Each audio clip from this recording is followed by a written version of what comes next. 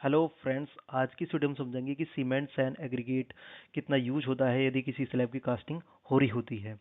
But उससे पहले हम जानेंगे कि उस स्लैब में कंक्रीट कितना लगने वाला है, क्योंकि हम सब जानते हैं दोस्तों, जो कंक्रीट होता है हमारा, वो कुछ इंग्रेडिएंट्स से मिलकर बना होता है, जैसे कि सीमेंट हुआ, सैंड हुआ, एग्रीगेट हुआ, वाटर हुआ। इन सब का मिक्सर ही हमारा कंक्रीट होता है। जब तक हमें दोस्तों कंक्रीट की क्वांटिटी की पता नहीं चलेगी, तब तक हम cement sand aggregate in ingredient को पता नहीं लगा सकते हैं। के लिए एक हमने स्लैब ले लिया जिसका एरिया 15 × 10 मीटर है और थिकनेस हमने 0.2 ले ली है। तो सबसे पहले हम क्या करेंगे दोस्तों, जो स्लैब की जो क्वांटिटी है वो हम कैलकुलेट कर देंगे कंक्रीट की। तो उसके लिए हम क्या फॉर्मूला यूज करने वाले हैं, वॉल्यूम ऑफ कंक्रीट का यूज करने वाले हैं, मतलब इसका कितना वॉल्यूम है। तो वही वही सेम यूज होगा, length into breadth into height, height मतलब थिकनेस।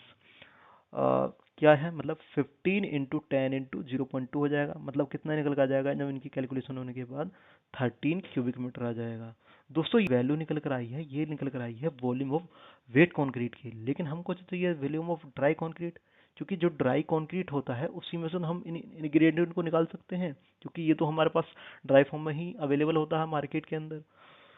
देखिए दोस्तों, एक चीज समझिए, हमेशा वॉल्यूम ऑफ ड्राई कंक्रीट जो होगा वो हमेशा वॉल्यूम ऑफ वेट कंक्रीट से ज़्यादा होगा। क्यों होगा दोस्तों? दोस्तों जो हम कंक्रीट तैयार कर रहे होते हैं तो उसमें वाटर वगैरह मिलाया जाता है, सीमेंट होता है, सैंड होता है, एग्रीगेट होता है। जब उसको अंदर वाटर मिलाया जाता है तो वाटर क्या होता है, इन वोड्स में जाकर वोड्स वोड्स में चला जाता है। इनके जो सीमेंट हुआ, एग्रीगेट हुआ, इनके वोड्स में चला जाता है और उसकी एयर को इसकी एयर को वेंट आउट कर देता है, मतलब बाहर निकल जाती है, और उसके जो वॉल्यूम होता है वो डिक्रीज हो जाता है। कुछ ये मान लीजिए 35 से 40% तक वो डिक्रीज हो जाता है। लेकिन अब हमें चाहिए वॉल्यूम ऑफ ड्राई कंक्रीट। अब हमें रिवर्स कैलकुलेशन करनी है, और रिवर्स कैलकुलेशन के लिए दोस्तों जो होता है फैक्टर जो निकल कर आता है हमारा, वो निकल कर आता है दोस्तों 1.54। इस फैक्टर से जब इस फैक्टर को मल्टीप्लाई कर देते हैं वेट कंक्रीट में, तो हमारे पास जो निकल कर आता है दोस्तों, वो वॉल्यूम ऑफ ड्राई कंक्रीट निकल कर आता है। तो वही इस चीज में हमने किया है। वॉल्यूम ऑफ ड्राई कंक्रीट निकालने के लिए दोस्तों हमने क्या किया है, जो हमारी वेट कंक्रीट की जो क्वांटिटी है उसमें हमने 1.54 से मल्टीप्लाई कर दिया। फिर उसके बाद हमारे निकल के जो ड्राई कंक्रीट की क्वांटिटी है वो निकल कर आ गई है। अब इसके अंदर क्या है दोस्तों, इसके अंदर हमारा सीमेंट है, सैंड है, एग्रीगेट, जिसकी हमें क्वांटिटी चाहिए दोस्तों। की क्वांटिटी निकालने से पहले हम एक फॉर्मूले को समझेंगे दोस्तों, एक जो कि बहुत ही इंपॉर्टेंट फॉर्मूला है ये। मतलब quantity of material equals to ratio of material upon total ratio किसका, सीमेंट, सैंड और aggregate, into dry volume of concrete जो हमारे पास निकल कर आई है दोस्तों। अब ये मटेरियल क्या है, मटेरियल हमारा हमारा कुछ सीमेंट भी हो सकता है, सैंड भी हो सकता है, एग्रीगेट भी हो सकता है। लीजिए हमें क्वांटिटी ऑफ सीमेंट निकालनी है, तो उसके लिए हमें कुछ ग्रेड चाहिए। M10 हो सकता है, वो M15 हो सकता है, M20 हो सकता है। लेट्स सपोज हमने M15 का हमें निकालना है। तो इसमें जो 1:2:4 है, वन जो स्टार्टिंग वाला जो होता है दोस्तों वो होता है सीमेंट, सेकंड वाला होता है वो होता है सैंड, और जो थर्ड वाला जो होता है वो होता है एग्रीगेट। तो सीमेंट, सैंड, एग्रीगेट। अब उसमें जो फॉर्मूला हमने पहले डिस्कस किया था वही हम इसमें यूज करने वाले हैं। क्या किया था दोस्तों, क्वांटिटी ऑफ मटेरियल, मतलब मटेरियल क्या, सीमेंट। तो quantity of cement equals to ratio of cement upon total ratio into dry volume of concrete. अब सारी वैल्यू हमारे पास में है, सभी को पुट कर देंगे। दोस्तों कुछ नोट पॉइंट हैं जो हम डिस्कस करने वाले हैं, जैसे कि सीमेंट की डेंसिटी की बात करें तो वो 1440 केजी पर क्यूबिक मीटर होता है। यदि volume of one bag cement की बात करें जो कि 50 केजी का होता है, यदि इसकी वॉल्यूम की बात करें तो 0.0347 होता है। बट जनरली हम जो प्रैक्टिकली जब यूज करते हैं साइड पे कैलकुलेशन को आसान बनाने के लिए, वो 0.0355 क्यूबिक मीटर भी यूज कर सकते हैं। यदि हम क्यूबिक फीट की बात करें तो 1.23 क्यूबिक फीट होता है। कैलकुलेशन आसान के लिए हम 1.25 यूज कर लेते हैं। अब चलते हैं अब अपने टॉपिक पर। रेस ऑफ सीमेंट, इसके अंदर कितना सीमेंट का रेशियो कितना है, 1 है, तो हमने 1 ऊपर ले लिया। अब क्या कहना है, ये फॉर्मूले में क्या लिखा हुआ है, टोटल रेशियो, मतलब इन सभी का क्या करना है दोस्तों, टोटल करना। इन सभी का टोटल कितना आ जाएगा, 7 आ जाएगा। अब ड्राई वॉल्यूम ऑफ कंक्रीट कितना है दोस्तों, हम हर बार मैं रिपीट करता हूँ ड्राई वॉल्यूम, ये इसलिए ताकि आपको याद रहे, क्योंकि जो हम कंक्रीट निकालते हैं वो वेट होती है, लेकिन हमको वेट से ड्राई में जाना है, तो हमें 1.54 से मल्टीप्लाई होने के बाद जो वैल्यू निकल कर वैल्यू निकल कर आती है, हमें वही वैल्यू यूज करनी है दोस्तों यहाँ। तो इन सभी कैलकुलेशन के बाद जो निकल कर आता है मेरा, वो 6.6 क्यूबिक मीटर होता है।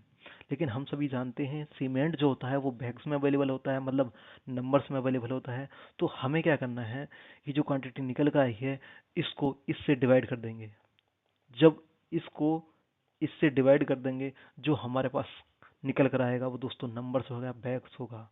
जैसे कि 6.6 से मैंने डिवाइड कर दिया 0.0347, तो मेरे पास कितने हैं दोस्तों, 190 बैग आ चुके हैं। अब बात करते हैं क्वांटिटी ऑफ सैंड की। क्वांटिटी ऑफ सैंड में भी सेम फॉर्मूला हम यूज करने हैं कि जैसे कि quantity of sand equals to ratio of sand upon total ratio, मतलब हमेशा यही चेंज होगा, ऊपर वाला नीचे वाला और ये इधर वाला सेम रहेगा।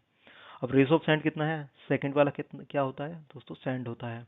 तो सेम फॉर्मूला यूज करना है, मतलब सेम मेथडोलॉजी यूज होनी है इसकी। 2/7/46.2 कितनी वैल्यू निकल कर आई, 13.2 क्यूबिक मीटर।